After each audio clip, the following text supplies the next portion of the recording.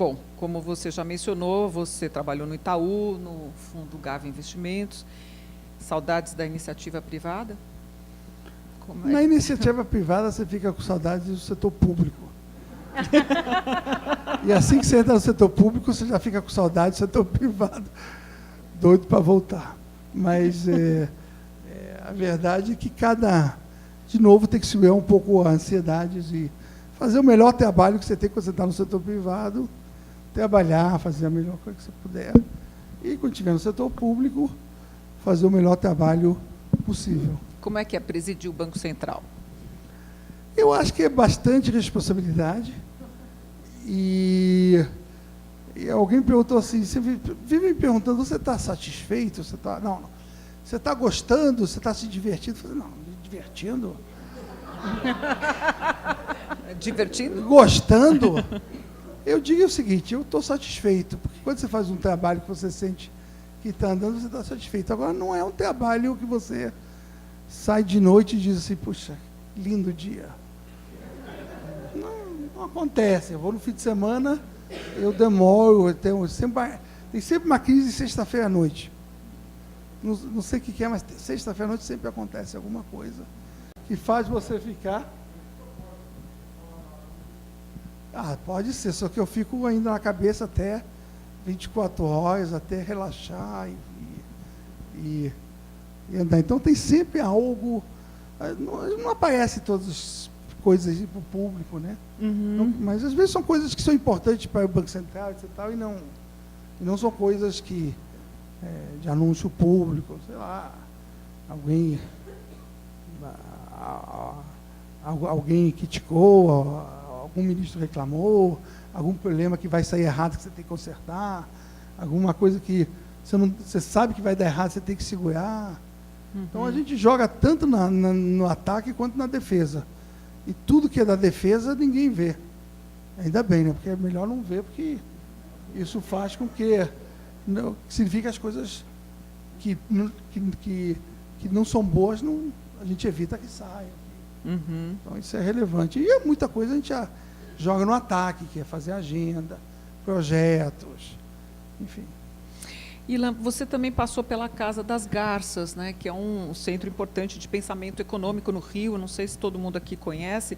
Você podia talvez contar um pouquinho o que se passa lá, e depois a gente tem uma outra pergunta ali lá na frente e aqui na frente atrás. Eu já fiz a minha aqui sem ter percebido. Casa das Garças foi formado por ex-professores, ex-participantes do setor público. Então, Pedro Malan foi ministro da Fazenda há 8 anos, foi para lá. O Armínio, 4 anos no Banco Central, foi para lá. Gustavo Franco, ele também foi do Banco Central. E vários economistas que tinham saído do setor público e queriam continuar discutindo, debatendo questões de setor público, do país, e não só questões do seu próprio trabalho. Então, um podia ter um fundo de investimento, outro podia trabalhar em um banco, outro podia estar na faculdade dando aula, mas todo mundo queria ainda ter um fórum para conversar um pouco sobre questões públicas. Então, foi uma época que foi criado isso, e o interessante é que todo mundo vai lá e se coloca um tema, se discute, às vezes tem um livro, às vezes tem uma solução, às vezes você chama alguém para discutir. Então isso foi importante. Você sabe que aqui, depois eu e o Marcos Pastor, a gente criou o CDPP, que é o think tank daqui. Tem aqui? É o Marcos Lederman? Aqui, o Marcos aí, pode falar. Aliás, eu quero agradecer o Marcos Lederman e a Vivi, que me ajudaram numa embaixada aqui com... Levanta aí, Marcos. Não vai ganhar a flor. Obrigada. Obrigada pela presença, Vivi. Não, então conta para a gente, porque eu justamente ia perguntar por que o Brasil não tem mais think tanks que pensem o Brasil, que pensem uma agenda brasileira. Depois que eu mudei para São Paulo, o Marcos também teve uma transição, e a gente resolveu, de fato, fazer isso. Cada um tem seu emprego, eu no Itaú, o Pastor é um grande consultor econômico, o Marcos tem seu fundo, seus projetos, e a gente falou, olha, vamos criar aqui um pouco esse fintech, que é basicamente o que a gente chama de um bem público. A gente conseguir chamar as pessoas, falar. E às vezes você acha que o que você discute no fintech, que a gente está discutindo aqui, não tem pouca influência sobre, digamos, governo.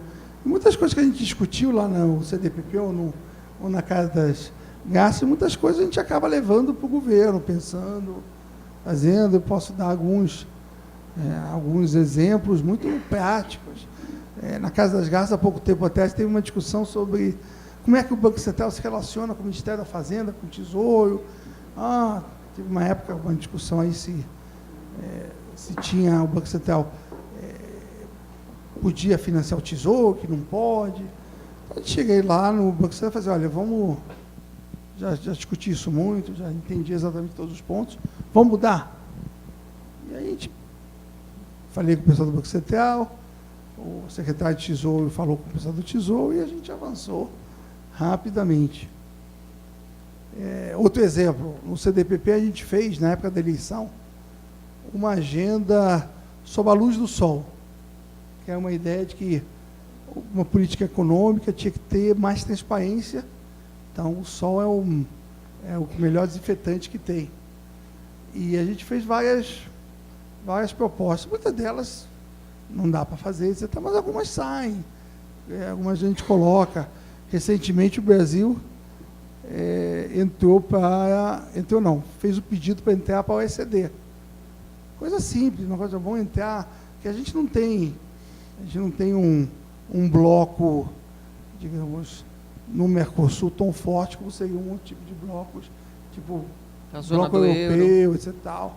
Então, o OECD seria uma forma de você coordenar, entrar num grupo onde você gostaria de ter políticas melhores. Então, isso foi anunciado 2 semanas atrás, era um item desse tamanhozinho dentro da agenda, mas que isso ficou um pouco na cabeça e a gente acabou trabalhando. Tem várias coisas dessas que acabam sendo colocadas ou postas em prática. Você é permeável a essas ideias, então. Continua. Eu acho que todo mundo acaba sendo permeável de alguma forma. Uhum. Tinha 2 pessoas que queriam fazer perguntas. A Juliana aqui na frente. Uhum. Já saiu do assunto.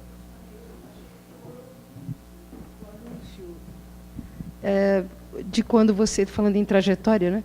De quando você foi para o Banco Central. Foi uma demora mesmo, teve questões tuas, se você puder compartilhar, o que demorou tanto para você ir para lá? Primeiro porque antes de eu saber, já estava na imprensa. Então, sei lá, 2 meses antes, saiu uma nota numa coluna social no Rio, no Anselmo Góes, alguém comentando, o William pode ser presidente do Banco Central. Ele nunca nem cogitou comigo. Aí passou, sei lá, 3 semanas, aí alguém falou, que deve ter acontecido, que alguém deve ter conversado, alguém lá estava pensando ainda, quando estavam formando o governo.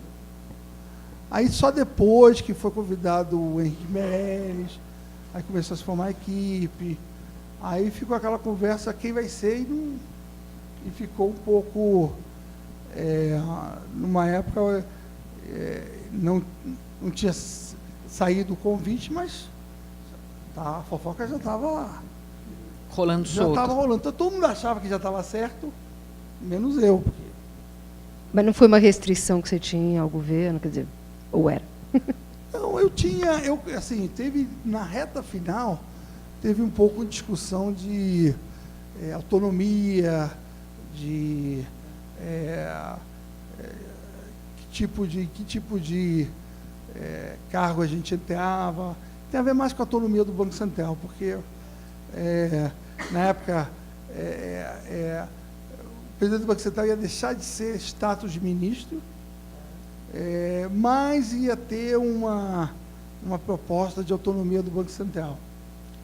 Então, a ideia, eu falei assim, olha, para o Banco Central ter uma certa autonomia, ou o seu presidente tem que ter algum status de ministro, de forma que tenha alguma capacidade de fato, tomar suas decisões, ou passa uma lei que diga Banco Central é autônomo e tal. Então, teve um pouco essa discussão, porque tem sempre a ideia que é o seguinte, não, tudo bem, deixa de ser ministro que já vem uma lei. Aí teve um pouco a discussão, vamos fazer o seguinte, assim que tiver a lei, a gente não faz questão nenhuma de ter status de ministro. E, no final das contas, a lei ainda está sendo discutida. Um ano. Um ano. Então, acho que essa discussão que demorou uma semana, 2 a mais, eu acho que foi útil. Acho que foi uma coisa... A vantagem de você já ter ido para o governo uma vez e voltado te dá a ideia de que demora e que você precisa tomar alguns Qual foi a cuidados. outra vez que você estava no governo? Eu fui para o Banco Central como diretor do Banco Central. O Armínio Fraga ele era o presidente e me convidou para ser diretor. Ah, tá. E quanto tempo você ficou naquela época? Eu fiquei 3 anos, eu tinha 34 anos, primeira vez. Eu sei que tem um outro diretor, que ele na época tinha 62, ele era um dos diretores mais velhos do Armínio, né? E assim que ele saiu, por algum motivo saiu errado no jornal, estava assim, Ilan Gold fez 64 anos, não sei o quê. Aí ele me ligou e disse assim, que felicidade, não vou ser o mais velho. Aí eu falei assim, eu tenho uma má notícia, eu tenho 34. E eu convidei um dos meus diretores, que tem 34 anos. Então, sempre que dá alguma coisa errada, assim, o mercado não gosta, porque tinha que reduzir 100, reduziu tanto, enfim, essas coisas. Ele fala assim, é o diretor jovem, é muito jovem. Coitado, ele não tinha nada a ver, mas ele sempre... Quem é ele? É o Tiago, um diretor muito bom. Tiago do quê? Dá para falar? Tiago Berriel. Dá para falar, porque é o único diretor. Um jovem chamado promissor. Tiago, são 4 diretores de fora.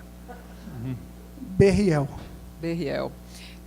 Temos mais perguntas aqui na plateia. Eu queria fazer, William Fonseca, eu queria fazer uma pergunta no bloco anterior, que era de família, não deu tempo, mas eu vou fazer um pré-família. Como que foi conquistar esse seu coração, ou você foi conquistado? Conquistar meu coração. Pela Denise. Isso aí eu vou deixar. Essa não vai dar. Conta! Conta! Essa não vai dar porque eu não vou sobreviver hoje. Dia dos Namorados, tem que contar. Depois ela conta aqui. Ficou vermelho.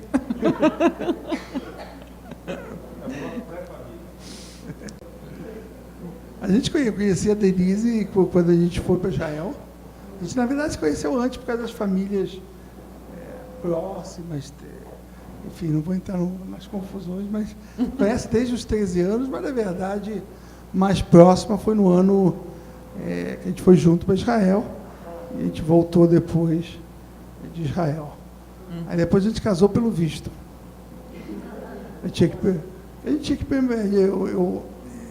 Eu fui fazer doutorado, a gente já vivia junto, a gente já estava casado. Mas a gente brinca que a gente casou formalmente porque eu ia para os Estados Unidos e para a Denise viajar comigo, precisa estava no visto, a gente brinca que casamos pelo visto de estudante. Tinha lá atrás uma pergunta, quando eu fiz a minha, eu não estou me lembrando quem que queria fazer a pergunta, estou enganada?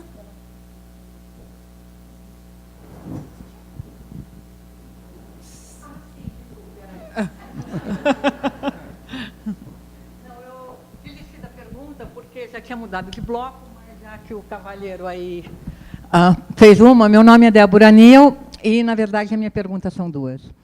Uma é a seguinte, o que o levou a voltar dos Estados Unidos para cá? Porque, pela sua história, o senhor teria aí um background meio internacional, nasceu em Israel, família morou no México e assim por diante.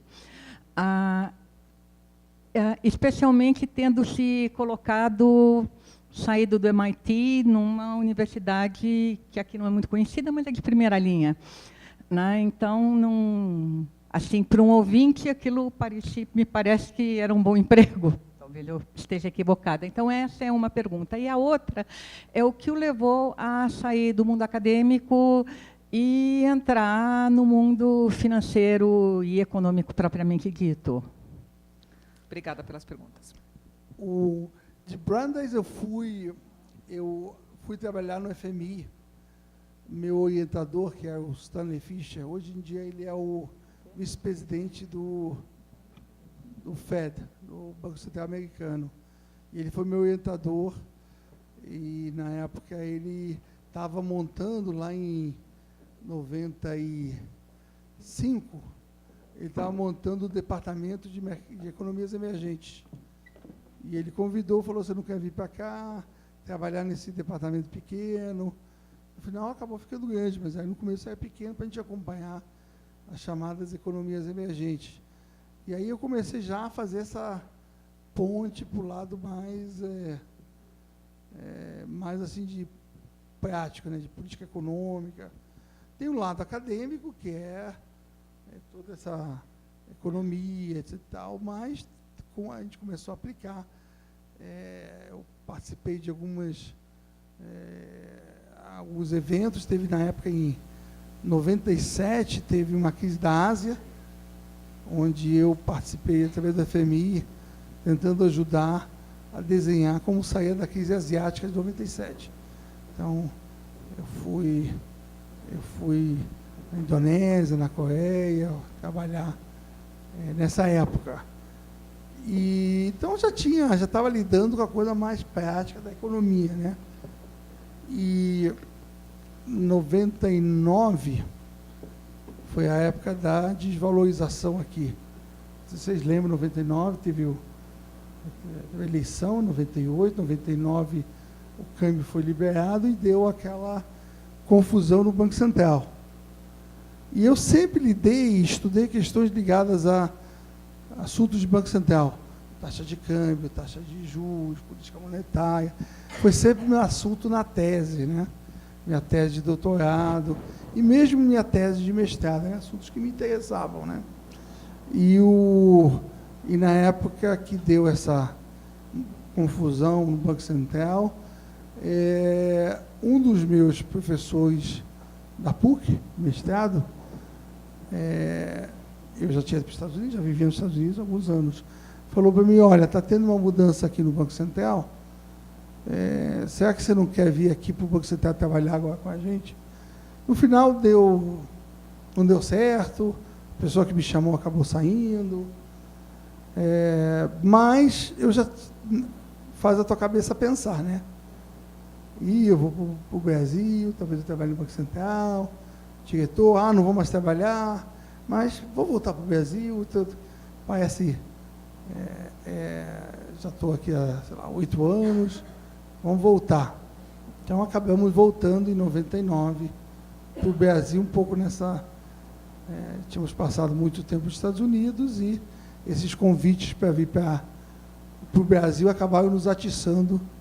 E aí eu voltei para a PUC, trabalhei como professor e também como consultor de economia, que ser professor, mesmo na PUC, não dá para se sustentar, então você precisa fazer projetos, consultoria, então eu passei um bom tempo assim.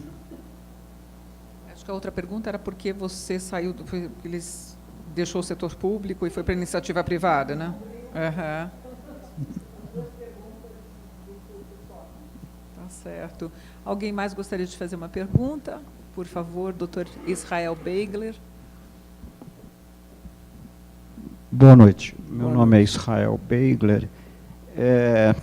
Eu queria saber se ser judeu é alguma coisa neutra, trabalhando no Banco Central ou no governo federal. Existe um estereótipo que judeus são magos da finança, mas também existe outro lado, que os judeus são usuários, esse tipo de coisa, né? Então, eu mesmo já vi isso, eu trabalhei no mercado financeiro. Quando você faz uma coisa boa, ou que agrada alguém, ou uma coisa... o judeu com a boa cabeça. Se você fizer uma coisa ruim, ou ruim para alguém, é um judeu. Eu queria saber se isso, em algum momento, quer dizer, eu imagino que exista barreiras, mas em algum momento chegou alguma coisa, o fato de você ser judeu, ser presidente do Banco Central, que eu acho que no fim do dia é o cargo mais importante do que do presidente, isso cria amigos e inimigos lá dentro. Se isso em algum momento te afetou, você percebeu? Quando fui nomeado, nesse período que estava esperando, os jornais já estavam dizendo que eu era, já estavam afirmando que eu era, porque as pessoas falam muito, né? Então, antes de fechar comigo, já estavam falando, fulano, ciclano. E eu lembro que saiu um dia uma notícia no Valor, mas de capa, dizendo, o presidente do Banco Central vai ser o Ilan, já dizendo, tá. Isso foi mais ou menos 2 semanas antes de eu de fato ser nomeado. Mas essas 2 semanas foram semanas onde todo mundo sabia que eu ia ser, mas eu não sabia. Eu não tinha fechado, estava nessas discussões. E aí começou alguém passou essa nomeação do Valor, ou seja, o Valor me nomeou, para a imprensa israelense. E a imprensa israelense começou a repercutir que tinha um israelense que tinha virado presidente do Banco Central do Brasil. Não um judeu, israelense que tinha virado, para eles é mais interessante até. O israelense virou. E começou a sair na imprensa de Israel. Então, a imprensa de Israel começou a divulgar até mais do que a imprensa aqui. Quando fui de fato nomeado, a ideia de eu ter nascido em Israel, etc. tal, ficou... E aí começou um pouco a ideia de por que precisa de um israelense, judeu, e aí entrou a questão de banco, ou seja, basicamente alguém do Itaú judeu. Isso um pouco aí combinou, banqueiro judeu, vai assumir o Banco Central e vai ver, e vai fazer de tudo a favor dos bancos, aí começa aquela conversa. E como é que você lidou com isso? Basicamente, no começo, eu ignorei, não dá para você começar a bater. Algumas dos blogs lá começaram a ser um pouco... teve o lado mais antissemita, as próprias instituições judaicas que iam processar. Eu falei, não, processa, mas eu estou achando que o que eles querem é exatamente uma carona na nomeação, porque são blogs muito... pouca repercussão, e você vai trazer isso junto com a presidência do Banco Central. Então, na verdade, você está dando mais favor a eles do que não. Então, se quiser processar, processa, mas sem alarde. E foi mais ou menos o que acabaram fazendo. Mas até hoje tem